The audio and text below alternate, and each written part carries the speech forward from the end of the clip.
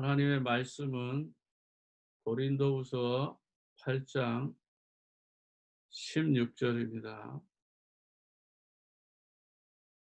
고린도후서 8장 16절. 너희를 위하여 같은 간절함을 디도의 마음에 주시는 하나님께 감사하노니. 우리 인간은 고난을 당할 수밖에 없도록 영적 문제를 가지고 태어났습니다. 고난을 당할 수밖에 없다라고 하는 것을 우리는 성경을 통해서 너무나 잘 알고 있습니다.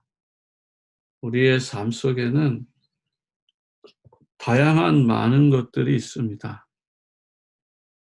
초대교회도 물질로 어려움을 당하고 또 사람들 때문에 어려움을 당하고 로마라고 하는 이 배경과 또 유대교라고 하는 이런 배경 그리고 정치 때문에 많은 어려움을 당했습니다. 그렇지만은 그들은 비록 소수지만은 로마를 복음화시키고 전 세계를 변화시키는 그러한 힘을 가지고 있었습니다. 그 비밀이 뭡니까? 바로 성경을 갖고도 깨닫지 못하다가 또 복음 막다가 완전히 멸망받은 유대인들을 통해서 우리는 능히 그 비밀을 깨닫게 되는 것입니다. 왜 이스라엘이 애굽에 노예됐는지 그 하나만 깨달아도 오늘 디도와 같은 이런 제자의 축복이 무엇인지를 알게 합니다.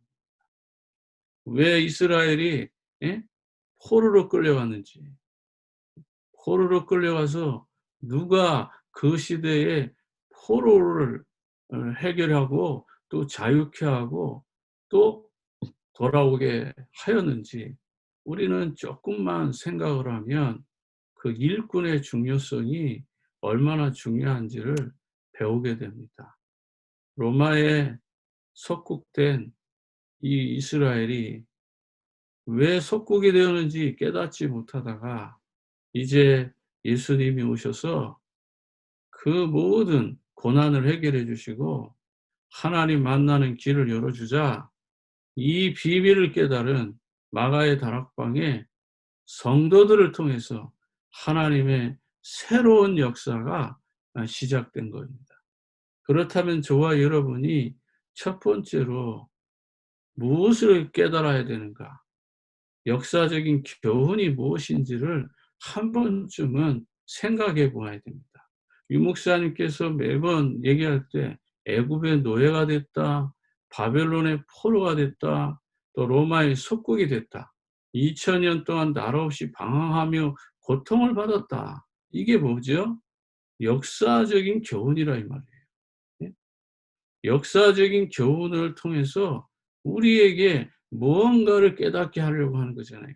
그게 뭘까요? 그게 바로 창세기 3장 15절에 언약을 놓친 이스라엘 백성들의 저주와 재앙을 깨닫게 하는 거죠. 그렇다면 우리가 그 유대인들처럼 미련하지 말고 우리가 올바르게 복음을 깨달으면 애국과 같은 노예 생활도 하지 않고 바벨론에 끌려가서 포로로 사는 그런 어려움 당하지 않고 로마에 속국되어 가지고 지긋지긋한 고생 안 해도 된다 이 말이에요. 바꿔 말하면 우상에 또는 뭐 영적 문제에 이 사단 마귀 귀신에 의해서 노예가 되고 포로가 되고 속국되는 그러한 인생의 삶을 우리는 살지 않아도 된다라고 하는 것을 일깨워 주는 것이죠. 결국은 예수가 그리스도라는 이 복음을 모르기 때문에 유대인들은 정치적으로 조직적으로 그들은 움직였지만 결국은 로마 하나도 복음화할 수 없었어요. 결국 로마를 복음화한 것은 결국 누굽니까? 아무 힘없고 빽없는 소수의 그 그리스도인들이 변화를 받아서 로마를 복음화시킨 겁니다. 바리새인의 그 격권은 얼마나 힘이 셉니까? 지금도 이 바리새인 그 격권, 예? 뭐 합동 측을 뭐 통합 측을 뭐 뭐뭐 측을 이 자랑하는 이 큰 교회들, 또 미국에도 많은 큰 교회들이 있습니다. 뭐 침례교, 감리교, 뭐 성공회 뭐 이런 큰 교회들, 또한 천주교 이런 교회들이 세상을 변화시킵니까? 그들이 가지고 있는 격언은 인간을 변화시킬 수 없습니다. 우리를 변화시킬 수 있는 건 오직 예수가 그리스도라는 이 완전한 복음밖에 없어요. 그래서 제사장들, 서기관들, 율법사들, 그 율법적 판단으로도 세상을 건지지 못했기 때문에 예수님이 직접 이 땅에 오신 거잖아요. 그분의 낮아지심을 통해서 우리의 인생의 모든 과거와 현재와 미래를 해결하시잖아요. 로마의 군사력, 예? 전 세계를 장악할 만한 그런 큰 힘을 가졌을지라도 사람을 변화시키지 못했습니다. 결국은 다 무너지는 날이 온다는 거예요. 그렇다면 저와 여러분이 무너지지 않는 이 축복을 누려야 되잖아요. 그게 바로 두 번째로 역사적인 교훈을 통해서 우리가 깨달아야 되는 것은 소수의 제자 훈련을 통해서 하나님의 역사를 이루어가는 겁니다. 그래서 제자 훈련의 이 축복, 이걸 누려야 돼요. 이 제자 훈련의 축복을 누렸던 사도 바울은 바로 이렇게 디도와 같은 이런 소중한 일꾼을 만나게 되는 것입니다. 이 디도는 제가 말씀드렸지만은 이방인이에요. 이방인들이라는 것은 결국은, 예? 이스라엘 유대교의 입장에서는 우리가 조금 더 생각해 보면, 예? 사도행전 11장에 보면은 베드로가, 예? 고넬료 집에 들어가니까 많은 유대인들, 유대교들이 뭐라고 그랬죠? 예? 어찌게 해서 이방인 집에 들어가느냐? 예? 할례 받지 못한 그 이방인 집에 들어가 가지고, 예? 음식을 먹느냐? 예? 어떻게 고넬료의 집에 가서 복음을 전하느냐? 이런 이야기잖아요. 예? 그러니까 하나님이 꿈으로 환상으로 깨닫게 해서 가라고 하는 거잖아요. 예? 그래서 갔는데도 불구하고 고넬료의 집에 들어가니까 많은 유대교 바리새인들이 "어떻게 너 고넬료 집 이방인 집에 가서, 예? 복음을 전하냐? 할례 받지 못한 집에 들어가냐?" 막 이렇게 비방하는 거예요. 여전히 베드로도 그 꿈으로 환상으로, 예? 가르쳐 주기 전까지는 유대교적 사상을 가지고 고넬료의 집에 가는 거, 예? 꺼려했잖아요. 그 율법적인 이 사고로 구원받고 나서도 이렇게 섰고 있단 말이에요. 주는 그리스도시 살아계신 하나님의 아들이라고 이렇게 고백하고도, 예? 베드로가 섰고 있잖아요. 지금도 마찬가지입니다. 예수가 그리스도라는 이 복음 듣고 섰고 있는 구원받은 자 너무너무 많아요.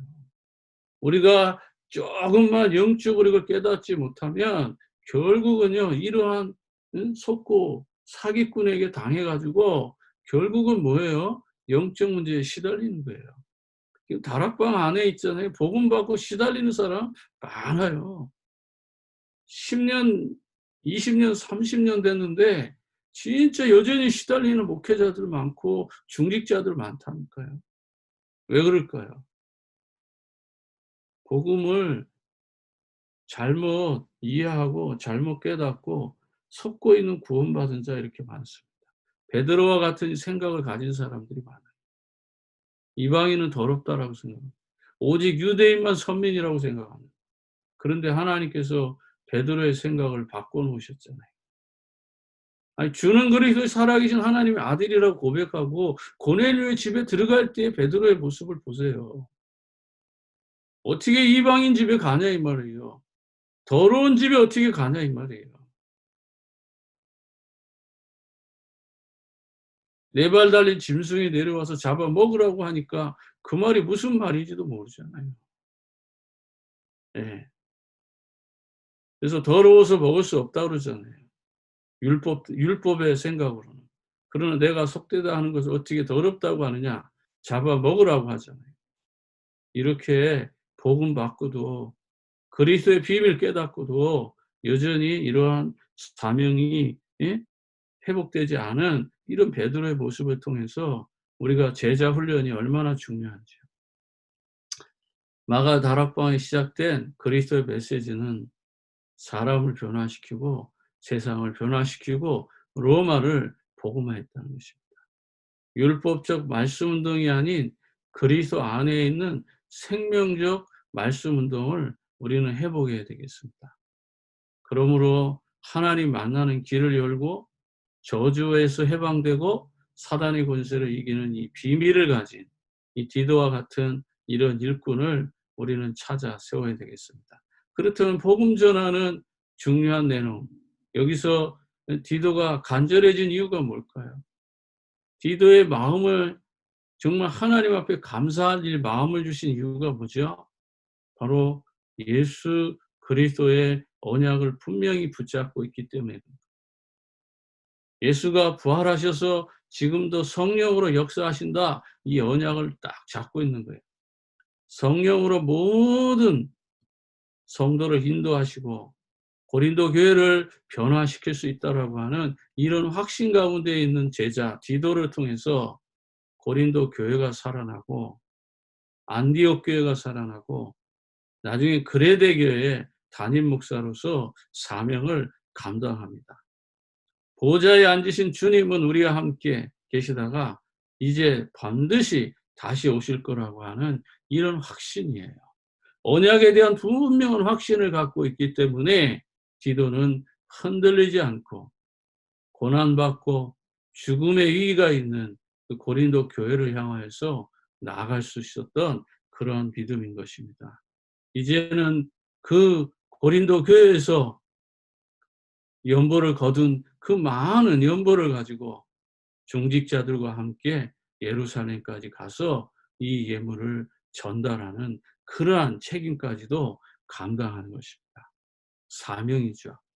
오늘 이 시대에 우리가 가지고 있는 예수가 그리스도라는 이 복음을 정말 영적으로 분명히 깨달아서 땅끝까지 이르러 축복을 누려야 되겠습니다. 그렇다면 세 번째로는 저와 여러분이 무엇을 배워야 됩니까?